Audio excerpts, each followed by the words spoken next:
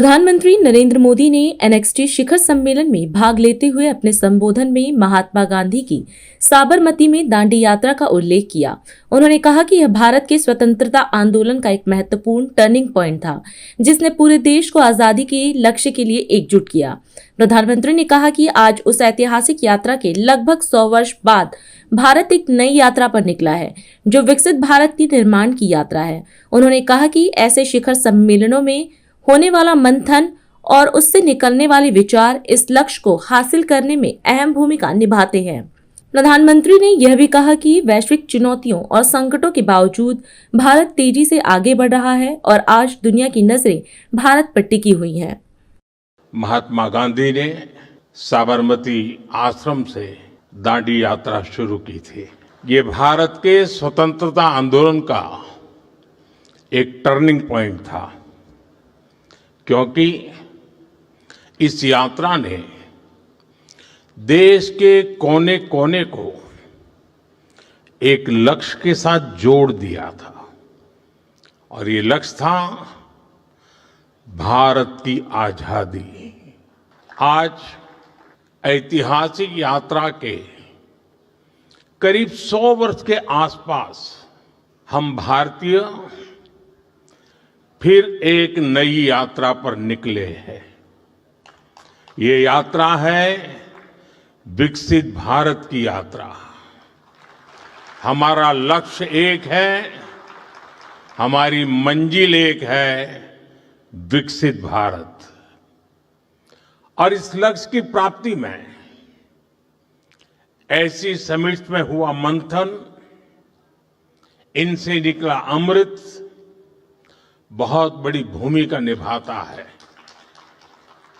मैं आप सभी का आभारी हूं, आपने मुझे नेक्स्ट समिट के लिए आमंत्रित किया। साथियों, 21वीं सदी का एक कालखंड न भूतो न भविष्यति जैसा है। एक तरफ युद्ध की विभीषिका है, सप्लाई चेन फिर से तहस नहस हो रही है। संयुक्त राष्ट्र जैसी वैश्विक संस्थाओं की प्राथमिकता पर सवालिया निशान लग रहे हैं, और ऐसे कालखंड में हमारा भारत इन विपरीत परिस्थितियों में भी आगे बढ़ रहा है। आज दुनिया इतिहास के जिस महत्वपूर्ण पड़ाव पर खड़ी है,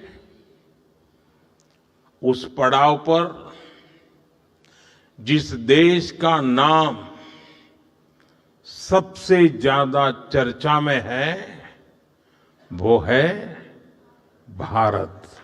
वर्तमान में इतने सारे संकटों के बीच दुनिया का हर गंभीर नेतृत्व, हर जानकार भारत को लेकर बहुत उम्मीदों से भरा हुआ है। अभी हाल ही में फिनलैंड के प्रेसिडेंट अलेक्जेंडर स्टुब भारत आए थे।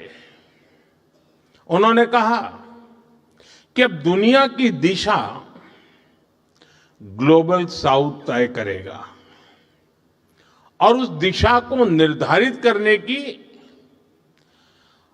सबसे बड़ी शक्ति होगा भारत। इससे पहले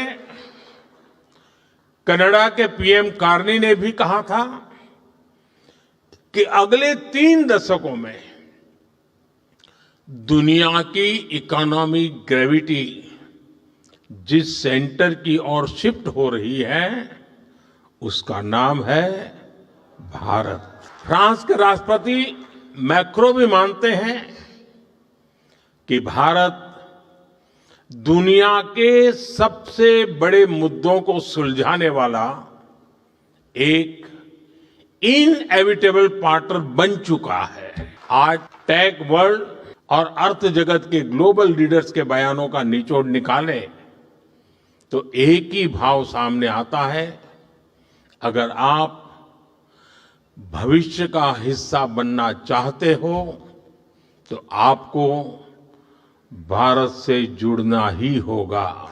साथियों, अभी-अभी भारत ने T20 वर्ल्ड कप जीता है।